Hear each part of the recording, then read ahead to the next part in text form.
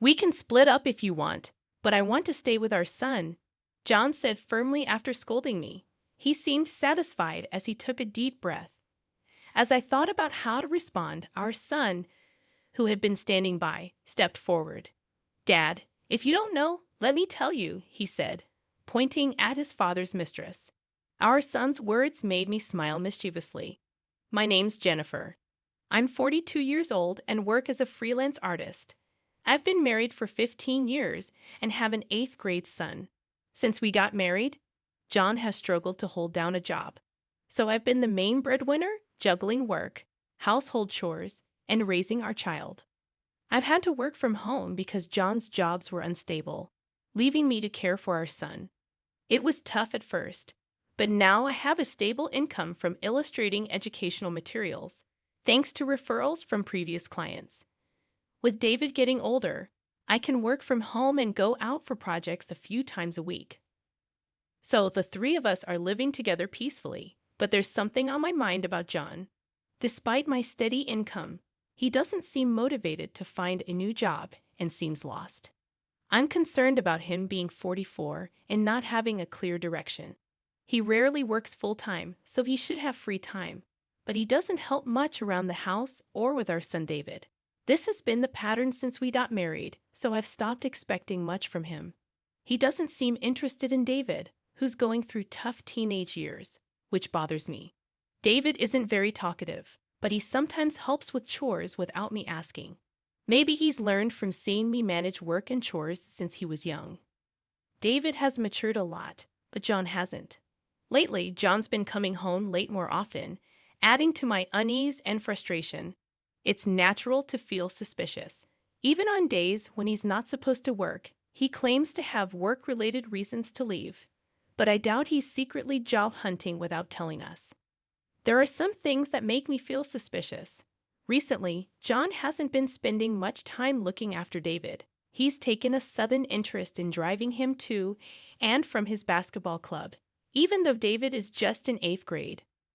We have a rule in our household to always drop off and pick up due to safety concerns in today's world. I've always had to fit this around my work schedule, but John started offering to do it lately. While I appreciate the help, something didn't sit right with me. My suspicion grew when I happened to pass by the basketball club one day. I decided to take a different route home after shopping and saw John there, despite him saying he'd be late due to work out of town. He was chatting happily with a woman who seemed to work at the facility. As I stood there, the woman noticed me and asked if I was David's mom.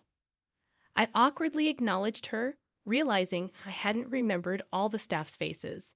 I chatted with her briefly, ignoring my husband's tense demeanor. The woman introduced herself as Jessica, but I found it odd that she didn't mention her role with my child. Seeing my confusion, John seemed eager to end their conversation. On the way home, there was an uncomfortable silence between us, and it felt like he was intentionally avoiding me. Despite his seemingly cheerful conversation with Jessica earlier, he walked beside me with his head down, avoiding eye contact. I could sense that something wasn't right. His recent late returns, sudden interest in doing drop-offs and pickups, and strange behavior after being seen with Jessica made me suspect that there was more to their relationship. Could he be having an affair with her? Deep down, I had felt a shift ever since he started taking over the transportation duties. He had become distant from me. That day, when our son returned from the basketball club, I casually asked about his father's behavior, but all I got was a dismissive, "I don't know." It seemed our son was frustrated with his dad's insistence on driving him every day. Forcing our reluctant son to go along with it didn't sit well with me. I had been harboring suspicions for a while now, and it seemed they were about to be confirmed. I was just passing by, so I thought I'd drop in. "David, how are you feeling?" Jessica said as she entered our home. "Thank you for coming all this way, Jessica." "Now please, have some coffee," I replied politely. Jessica, whom I hadn't suspected of being involved with my husband, started finding reasons to visit our home more frequently. She would mention our son occasionally, but it was clear her real motive was something else. Her visits always coincided with the times my husband was home, never when my son or I were alone. Watching them chat cheerfully in the living room confirmed my suspicions of John's infidelity.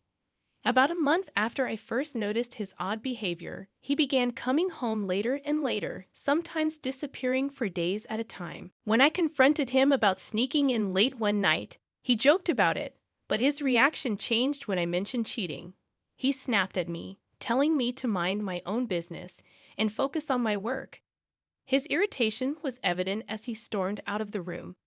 I was angry that he acted as if he was doing everything when, in reality, he left all the housework and parenting to me. "What's wrong, Mom?" David, who had been witnessing our arguments, spoke up unexpectedly. "Oh, it's nothing. Why are you still awake?" I deflected, but David seemed hesitant before finally opening up about his suspicions regarding Jessica, whom he believed might be involved with his father. He found her clingy and irritating, especially since she would come to our house uninvited. It was a relief to know that I wasn't alone in disliking her presence, but the situation was far from resolved. When I returned home from a client meeting, I heard laughter coming from the living room. It was John and Jessica. David must have stayed in his room as he didn't join them. As I entered the living room, both John and Jessica turned to look at me. John appeared uncomfortable as usual, while Jessica greeted me with a confident smile. "Welcome back, David's mom," Jessica greeted me as I bumped into John, who then invited me inside. I couldn't shake off the unease I felt about Jessica addressing my husband by his name. "Oh, we seem to run into each other often, don't we? Isn't work keeping you busy?" I retorted with a touch of sarcasm. Jessica replied with a smug expression. "Well, part of my job involves visiting homes." I wanted to lash out at her for being so presumptuous. "What part of your job involves critiquing people's homes?" I wanted to ask, but I held my tongue. Instead, she commented on the cozy atmosphere of our house, insinuating that it wasn't kept very clean. Her sly grin made it clear she was enjoying pointing out my shortcomings.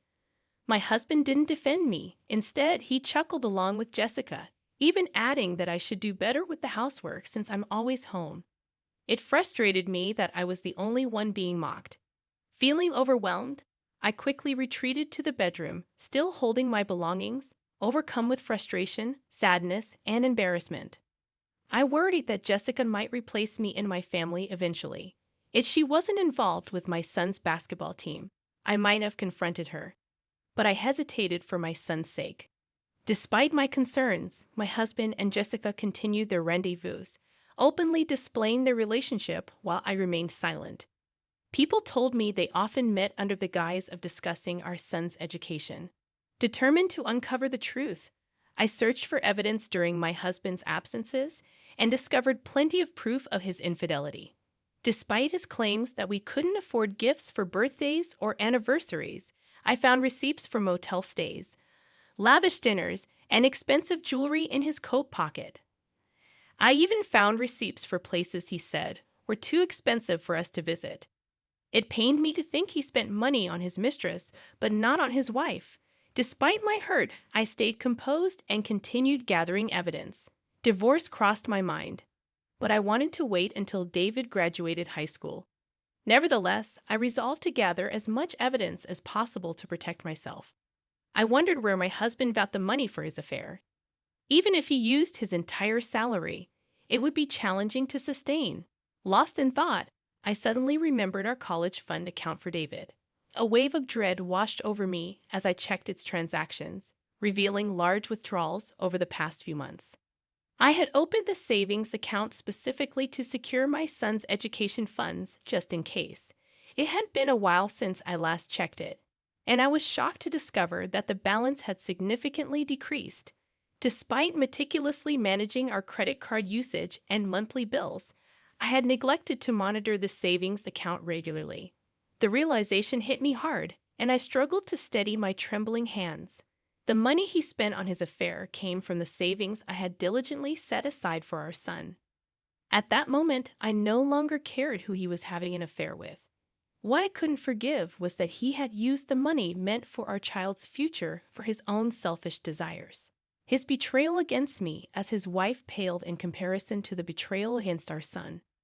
Suppressing my boiling anger, I resolved to continue pretending that everything was normal. I didn't want our son, who was at such an impressionable age, to catch on.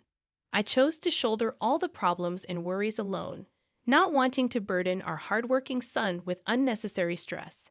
However, the strain began to take its toll on me, leading to small mistakes in my household chores and work. Even Mrs. Smith, a longtime client, noticed my worn-out state and expressed her concern. While I struggled, my husband seemed to be enjoying himself with his mistress more than ever. Without my interference, he appeared more relaxed. Sooner or later, our son David would inevitably become aware of the issues surrounding our family. Recognizing my subdued demeanor, David silently offered to help with the laundry, expressing his understanding of the situation. His quiet support warmed my heart and fueled my anger toward the traitor who had jeopardized the money I had saved for our son. There had to be consequences for his betrayal. I contemplated reaching out to someone who had offered to support me, clenching my fists as I swore vengeance against my husband and his mistress. One evening, my husband abruptly announced that he would be away for almost a week due to work. He insisted that he was attending a training program in another state, but I had my doubts about the truthfulness of his explanation. The restaurant chain where he worked only had locations within our state, and there were no offices or branches elsewhere. I distinctly remembered him boasting about this perk when he first took the job, emphasizing that there would be no need to relocate out of state. While my son and I engaged in conversation with him, we both harbored skepticism about his story. My son casually mentioned, one of the staff members from my club is also off work for a week around this time. I don't know if she's going on vacation, but it seems unusual. Going on a week-long vacation requires some cash. Despite our casual tone, my husband appeared startled by our observation. Until then, he had been proudly discussing the rigorous training program he was supposedly attending, but suddenly fell silent and glanced down at his smartphone anxiously. Ever since I became certain of my husband's infidelity, I had been monitoring both him and Jessica closely. I even hired a private investigator who confirmed that Jessica, who worked at the basketball facility, was also taking a week off. I had known all along that my husband's supposed business trip was merely a cover for a romantic getaway with Jessica. While I could have caught him red-handed, I had other plans in mind. I had been scheming since learning of my husband's intentions to travel with Jessica. Naturally, I didn't intend to proceed without my son's agreement, but fortunately, he was on board with my plan. On the day of their trip, I bid farewell to my eager husband, and then my son and I set about cleaning the house. With the assistance of some relatives who came over, we also began packing. Our plan was to relocate while my husband was away and stay elsewhere until we found a new home, temporarily staying with some accommodating relatives. Upon learning of our situation, our relatives, enraged by my husband's actions yet concerned for David, graciously offered us a place to stay. Additionally, I safeguarded our savings by transferring all remaining funds to my personal account, ensuring that my husband couldn't access it. As we made preparations, I noticed my husband's belongings were still in the house as we prepared to leave. It didn't feel right to abandon his things, so after some consideration, I decided to send them to a specific location. With Mrs. Smith's approval, I arranged for a pickup service to collect the boxes. Surveying the neat and tidy house my son and I now shared, we exchanged a satisfied smile. A few days after we had relocated, my phone suddenly rang, startling me in the midst of our temporary stay at my relative's place. Seeing my husband's name on the caller ID, I couldn't help but sigh involuntarily. "Hello, Jennifer," he greeted me. "Hey, what's going on?" "It's the middle of the day," I responded, already anticipating his request. "Actually, during my training, I ran out of money. Can you transfer some funds to my account?" His voice sounded panicked, confirming my suspicions. No wonder our savings account was drained. He couldn't access any funds. His desperation was palpable, more so than usual. Was it because he didn't want to appear inadequate in front of Jessica? Feeling exasperated, I declined his plea, almost amused by his predicament. Why do you use the account you always dip into? There should still be plenty left, I suggested with a smirk. After a brief silence, he erupted into angry shouts. Are you okay with me being broke? He yelled, but I refused to entertain his outburst. Your training will be over soon. You'll manage without money, I countered, goading him further. Suddenly, a frantic female voice could be heard in the background. It was the moment I had been waiting for. Surprised by Jessica's voice in the background, my husband abruptly ended the call. With everything falling into place, the next day my son and I headed to a specific location. A grand mansion with immaculate gardens, clearly the residence of affluent individuals. As if on cue, we found my husband and his mistress in a room.